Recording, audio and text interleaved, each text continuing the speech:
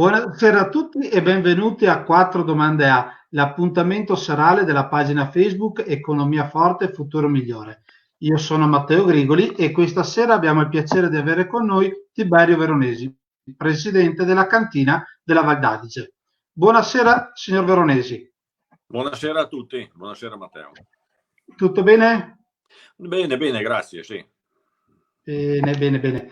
Allora, lei abita in Val d'Adige o Terra dei Forti, Sì. è un posto dal punto di vista paesaggistico fantastico. E com'è vivere in Val d'Adige? Viabilità, servizi? Non sembra una situazione facile. Guardi, allora io ho l'abitudine di dire che viviamo in un paradiso e forse non ce ne rendiamo conto. Magari sono di parte perché essendo nato qui posso essere un po' condizionato dalla cosa, però vedo che comunque girando il mondo bene o male, sì, trovi molte situazioni belle, vivibili, però la tranquillità che possiamo avere in questi paesi, ancora il poter apprezzare quello che è il territorio, quello che sono le persone che ti circondano, perché tante volte quando parlo con miei conoscenti che vivono in città, quasi tutti dicono, sì, però lì da voi non c'è niente. Ma io gli dico, niente cosa? Non abbiamo i centri commerciali, vabbè, lo stesso. Abbiamo le botteghe di territorio, che forse, almeno a mio avviso, sono meglio. Abbiamo prodotti più genuini, prodotti quasi sempre del territorio, comunque non dico a chilometro zero, ma quasi. Poi cosa abbiamo? Abbiamo la farmacia, basta fare 2 chilometri. Abbiamo comunque tutti i servizi alla persona, le scuole, sia medie che le elementari, che i nidi di infanzia. Abbiamo le palestre, campi sportivi, abbiamo palestre di roccia, abbiamo veramente tutto quello che ci serve qui vicino. Non ci manca niente, siamo a 20 km dal lago e siamo quasi dentro la montagna, perciò diciamo che la vivibilità per noi è l'ideale. Diciamo che viviamo ancora in un paese, perché il più grosso conterà 400 abitanti, tutto il comune fa 1400 abitanti, ci conosciamo tutti, i bambini qui già da piccoli, da quando riescono a camminare, possono stare fuori casa, andare al parco giochi da soli, non c'è l'ansia che può creare la città. Quando vai al bar e lasci la macchina fuori, la gran parte delle volte lasci le chiavi a bordo. Cioè, l'anima, secondo me, qui vive meglio. Diciamo che il miglior spot pubblicitario per invitare la gente in Val d'Adige non poteva farlo. Appunto, come diceva lei, dipende da cosa uno si aspetta dal paese, dal luogo in cui vive. Perché appunto, se uno vuole la tranquillità, perché magari durante il giorno lavora tutto il giorno in città, e tornare a casa è appunto una decompressione e un rilassamento. Per chi sta tutto il giorno, io penso magari a un adolescente che sì, però vede i suoi amici magari di Verona o di Trento, ha un attimino di... Però penso che appunto il vivere dove c'è il cuore sia la cosa più importante. Sì. E la cantina Val d'Adige, di cui lei è presidente, rappresenta, secondo me, l'aspetto economico più grande della vallata. E con la coltivazione dell'uva e del vino. Com'è la situazione attualmente dal punto di vista produttivo in Val d'Adige? Allora, la Val d'Adige, Terra dei Forti, è un piccolo territorio, raggruppa come situazione predominante è l'agricoltura vitivinicola. La cantina Val d'Adige, essendo anche una cooperativa, forse è il cuore di questa situazione. Ci sono altre cantine anche private importanti. Diciamo che la predominanza agroalimentare è quasi la totalità dell'economia della nostra area.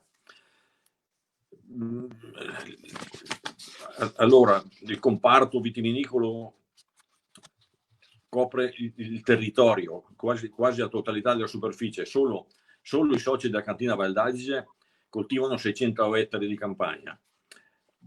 L'altra prerogativa che noi abbiamo in questo territorio, che abbiamo noi specialmente le cantine Val d'Adige e portiamo avanti con orgoglio, è che la totalità del nostro prodotto viene lavorato qui da noi. Cioè il 100% delle nostre uve vengono lavorate nella nostra cantina e vengono imbottigliate nella nostra cantina.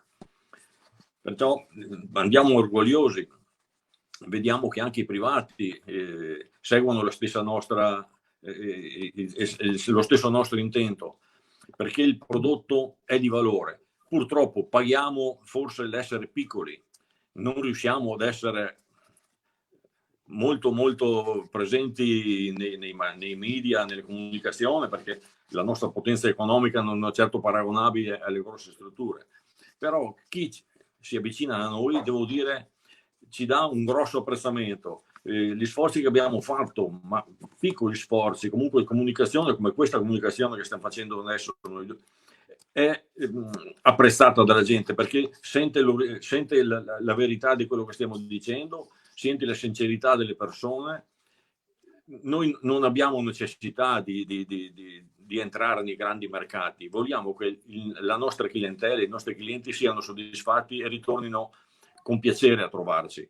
Questo è il nostro obiettivo vero. Sì. Poi sì, la Val d'Adige, diciamo che non è a 100% economia agricola, è composta anche da altre realtà. Siamo ancora in Veneto e da buoni veneti anche il nostro territorio è pieno di microimprese che fanno dal fabbricazione di scarpe di pregio, falegnameria, infissi, serramenti, produzioni varie, produzioni di materie plastiche. Il nostro territorio, anche come servizi, è molto completo, riusciamo a coprire tutte le nostre necessità, ma e anche esportare nei territori vicini. C'è anche un po' di grande industria. La grande industria, diciamo, c'è una grossa azienda che fa componenti plastici e accessori e apparecchiature per l'edilizia. C'è una grossa azienda che fa tintoria, un'altra grossa azienda che lavora a filati di pregio come il cashmere e fa capi di pregio. Un'altra grossa azienda è un pastificio che fa pasta fresca, pasta e tortellini. Insomma, diciamo che il comparto di occupazionale il comparto occupazionale è molto ben radicato.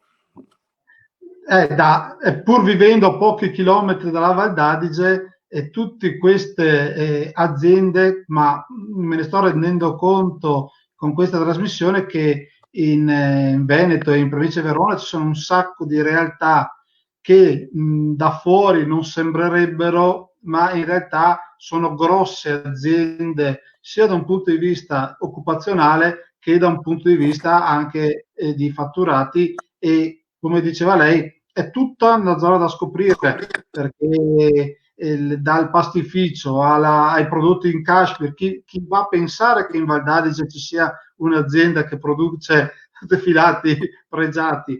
È la classica zona di passaggio per andare in Alto Adige e da Verona. Sì, è vero. Conosciuto la Madonna di Ferrara Montebaldo. Sì.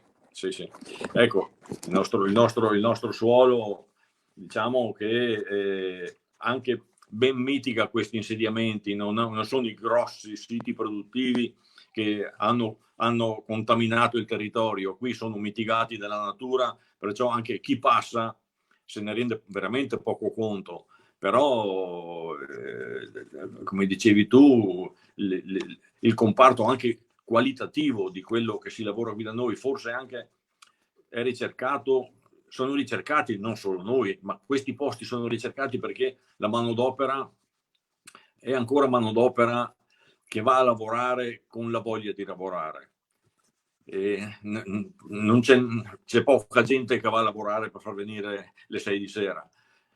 Perciò l'amore per qualsiasi lavoro, perché la gran parte, come dite, sono nati contadini, perciò sanno cosa vuol dire lavorare, sanno cosa vuol dire lavorare con amore anche. Sì, dove ancora il dipendente si sente parte integrante dell'azienda. Mi viene una domanda in diretta, ci chiedono se partecipate al Vinitaly e quanto può, secondo lei, avere ripercussioni negative nella vostra vendita a perdita di questo prodotto, di questo evento. Allora, noi da ormai penso 25 anni partecipiamo al Vinitaly, abbiamo sempre partecipato, non abbiamo mai perso un anno. Questo è il primo anno che abbiamo perso tutti, però alla fine. In effetti, allora, Vinitaly è una veramente situazione di visibilità a livello mondiale. Ha raggiunto, penso, il primato mondiale della propaganda e della proposta vino. Non esserci diventa veramente penalizzante per qualsiasi cantina. Cioè, se uno non c'è mai andato, può anche magari non pensare di non andarci. Se uno ha sempre partecipato, il non andarci dà veramente segno di aver perso. C'è qualcosa che non va. Sì, trasmetti che c'è qualcosa che non va, ma vuol dire che anche tu non credi più forse in quello che stai portando avanti. E adesso sforiamo un attimino, andiamo oltre la diga, la chiusa del Seraino, arriviamo a Domegliara. Secondo lei, viste tutta la presenza di queste aziende che non sono tanto piccole, un potenziamento della frazione di Domegliara potrebbe portare a un miglioramento economico di tutta la vallata? Ma guardi, io sono andato a scuola in tempi dove veramente bisognava frequentare e usare i mezzi pubblici, in primis il treno, per potersi recare prima a scuola e poi al lavoro. Adesso, diciamo, forse le scelte che sono state fatte a livello più alto hanno penalizzato questa metodologia di spostamento, che sono in primis il treno, ma anche le corriere che passavano in tutti i paesi. La gente si è disabituata ad usare questi mezzi.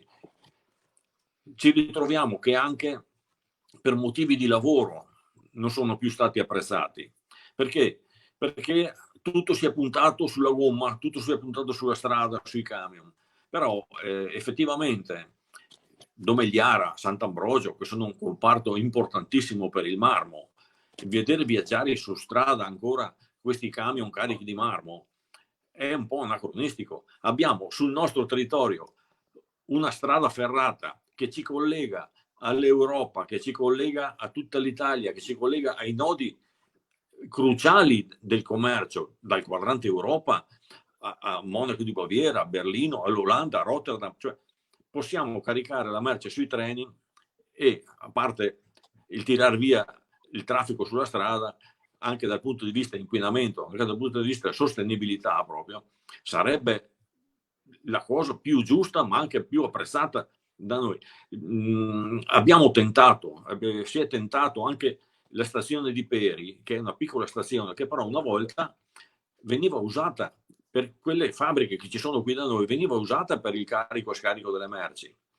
Poi le scelte centraliste dei nostri governi e di chi comandava a quel tempo hanno detto basta, costruiamo ancora strade, facciamo autostrade e continuiamo a viaggiare su gomma. Per me, dico, è sbagliato, anche perché al giorno d'oggi vediamo come si comportano gli altri paesi. Io vedo i tedeschi che scendono sul lago. Ormai vorrei dirti che la gran parte viene giù in bicicletta, la gran parte usa, non trovando soddisfazione col treno, sono costretti a farsi servire dei pullman. Ma se ci fossero dei treni attrezzati, sarebbe veramente un fiore all'occhiello il poter dare questo servizio. Sarebbe veramente... Sì, magari trasformando il nome in Domegliara Lago di Garda, oppure Domegliara Valpolicella Lago di Garda, potrebbe dare anche un impulso turistico anche per tutto l'immediato entroterra. A proposito di Valpolicella, c'è una domanda che ci viene fatta. Un consiglio dalla Valpolicella: cercate di rimanere piccoli e andatene fieri, altrimenti farete la nostra fine. Come cantina si parlava. Quindi Sì, piccolo ma no, curato. guarda, sono completamente d'accordo. Il prodotto che facciamo noi, e penso anche i nostri amici della Policella con caratteristiche diverse, ma l'obiettivo penso che è quello. Finché sei piccolo riesci a comandare il prodotto che stai facendo, non lo comanda il mercato. Più diventi grosso e più ti fai comandare dal mercato. Perché? Perché cominci ad analizzare cosa vuole questo, cosa vuole quell'altro, e facciamolo, cambiamo il vino, facciamolo così invece che cosa. No, noi vediamo, cerchiamo solo di farlo buono. Speriamo che lo apprezzino, ma vedo che i risultati ci danno ragione. Chi lo assaggia lo apprezza, vuol dire che non sbagliamo tutto. Siamo una cooperativa, non abbiamo ambizioni di diventare il mercato di riferimento, anzi non lo possiamo essere. Ci sono altri che lo fanno meglio di noi. Noi ci concentriamo sul nostro territorio e valorizziamo solo ed esclusivamente il nostro prodotto. Basta, non facciamo un passo in più. Esatto. Geograficamente parlando, voi siete più vicini a Trento che a Verona e ogni giorno constatate i privilegi di una regione autonoma con una regione a statuto speciale. Come vivete questa differenza?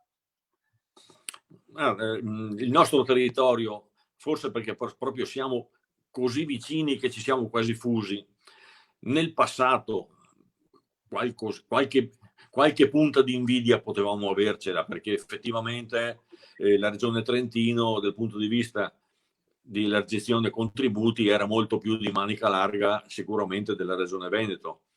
Le cose si sono molto ridimensionate, ma vorrei dire che da sempre ha avuto il predominio l'amicizia che ci lega verso i nostri vicini di casa che sono al di là del confine. Non abbiamo mai avuto problematiche Invidie. di nessuna, anzi vorrei dire che con il tempo e specialmente ultimamente con le nuove amministrazioni molto più aperte si è creato un legame. Adesso vorrei dire che la Val d'Adige non ha mai visto quel segno che c'è sulla carta geografica che segna il confine. Noi ci consideriamo Val d'Adige, terra dei forti, ne andiamo fieri, comprende anche il comune di Avio che è nel Trentino, e ci troviamo veramente accomunati sia negli intenti ma anche negli obiettivi e nel modo di vedere le cose. Almeno io non ho mai vissuto questa grande differenza o questa grande disparità che ci possa essere stata sicuramente nel passato magari, però non la vedo insomma ostativa. Sì, sì.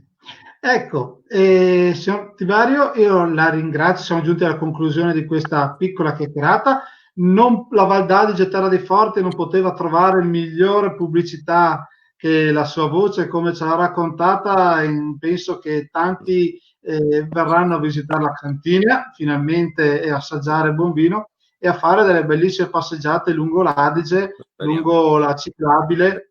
La ciclabile. Adesso dovrebbe esserci in previsione la costruzione di un collegamento da Rivoli a Ceraino, quindi diventerebbe un anello fantastico da girare.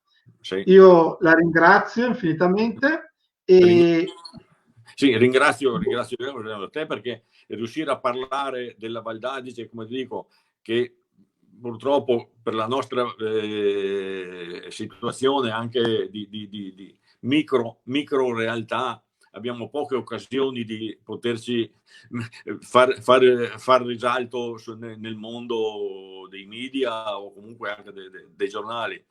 Ogni occasione per noi è buona perché gli sforzi che noi facciamo sono tanti, anche la cantina ma anche i privati si stanno dando da fare perché il nostro territorio migliori sempre di più. Noi tutta la forza ce la mettiamo, speriamo che venga apprezzata anche fuori. Ecco. Ogni occasione per parlarne va sempre bene. Perfetto. Io la ringrazio e voglio invitare tutti gli ascoltatori all'appuntamento di domani sera. Domani sera parleremo del Monte Baldo. Casualmente siamo passati venerdì dalla Lessinia, oggi Valpuritella in Val d'Adige Samuscesi, domani ritorniamo su per il Monte Baldo. Io ringrazio tutti per l'ascolto e auguro a tutti una buona serata. Grazie mille e buona serata. Grazie a tutti, buona serata a tutti.